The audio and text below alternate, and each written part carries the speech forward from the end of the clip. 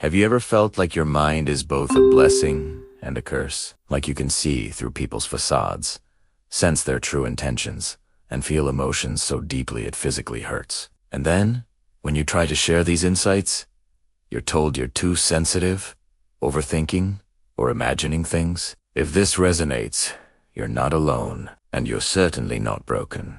What if I told you that Carl Jung, the father of analytical psychology, discovered that people like you, the ones who see through deception, who feel everything intensely, who sense what's really going on beneath the surface, are not cursed, but evolutionarily advanced. Today, we're going to dive deep into why your curse is actually a powerful gift, and how to transform it from a source of pain into your greatest strength, especially when dealing with narcissistic abuse. Carl Jung called people like you introverted and but here, as what most psychology channels won't tell you. Jung discovered that only 2 to 4% of the population has this cognitive function as their dominant trait. This means you're literally wired differently. Your brain processes information through what Jung called introverted intuition.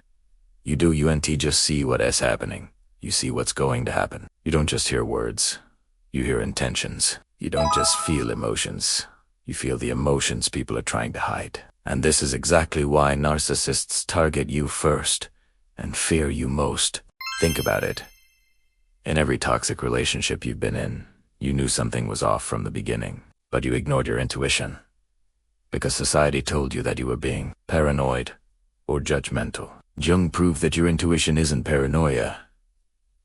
It's pattern recognition operating at a subconscious level. You're processing microexpressions, vocal tonalities, behavioral inconsistencies, and energy patterns that most people's brains simply filter out. The narcissist's greatest weapon is deception. Your greatest weapon is seeing through it. But here's where it gets complicated. Jung discovered that having this level of perceptual awareness comes with a psychological cost. He called it the wounded healer archetype. You feel everything so intensely because your psyche is constantly processing not just your own emotions, but the suppressed emotions of everyone around you. Jung explained this through his concept of the collective unconscious. You're literally tuned into psychological frequencies that others co-access. This is why narcissistic abuse hits you so hard. It asks not just that they're hurting you. It asks that your psyche is absorbing their projected shame, their suppressed rage, their hidden emptiness. You're trying to heal something that isn't even yours. Jung called this psychological contamination. The narcissist dumps their shadow, all their repressed negative traits onto you, and your empathic nervous system tries to process it. It's like trying to digest poison. But Jung also discovered the solution. He called it shadow integration. The process of recognizing what emotions belong to you and what emotions you've absorbed from others. Once you learn this distinction, everything changes. Because here is what narcissists do understand about people like us. When we do the inner work, we become their worst nightmare. Carl Jung spent decades studying what he called individuation, the process of becoming your authentic self by integrating your shadow. And he made a discovery that terrifies every manipulator on the planet. When an intuitive person integrates their shadow, they become psychologically untouchable. Here, SY, your shadow contains all the traits you've been taught to suppress your anger, your boundaries, your ability to say no, your capacity for strategic thinking. Narcissists rely on you staying disconnected from these traits. They need you to believe that anger is bad, that boundaries are selfish, that protecting yourself is mean. Because the moment you embrace these aspects of yourself, their manipulation techniques stop working. Jung called this the integrated personality. You stop absorbing their emotions and start projecting your own energy. You stop questioning your intuition and start trusting it completely. You stop trying to heal them and start protecting yourself. And here's the part that changes everything. When you do Jung's shadow work, you don't become less sensitive. You become strategically sensitive. You still feel everything. But now, you know what to do with that information. You become what Jung called the conscious individual. Someone who can see the narcissist's manipulation clearly, feel their projected emotions without absorbing them, and respond from a place of integrated strength rather than unconscious reactivity. This is their worst nightmare. a person who sees them clearly and refuses to be affected. Carl Jung said that your psychology is your destiny. And for people like us, the sensitive ones, the intuitive ones, the ones who feel too much and see too clearly, our destiny is on to be victims of our gifts. Our destiny is to become what Jung called individuated, completely authentic, psychologically integrated, and immune to manipulation. When you embrace both your light and your shadow, when you honor both your sensitivity and your strength, you become unstoppable. The narcissist's power comes from your unconsciousness. Your power comes from your awareness. And now you know exactly what you're working with. Your mind isn't a curse. It's your superpower.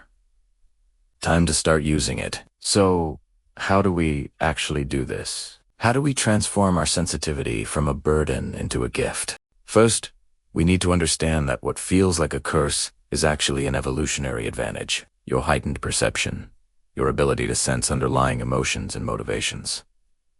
These are skills that our ancestors needed to survive. In a world full of hidden dangers, being able to sense what others couldn't was literally a matter of life and death. But in our modern world, where we're constantly bombarded with information and expected to ignore our instincts in favor of social norms, this gift can feel overwhelming. It's like having a supercomputer in a world still running on dial-up.